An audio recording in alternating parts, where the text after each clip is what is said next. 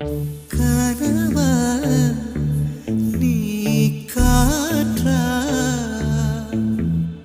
கையில் மிதக்கும் கனவானே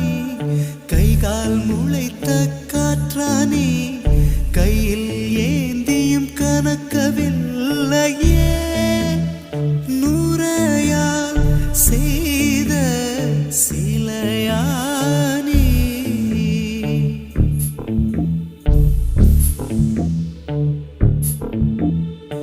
இப்படி உன்னை ஏந்தி கொண்டு இந்திரலோகம் போய்விடவா இடையில் கொஞ்சம் வலி எடுத்தாலும்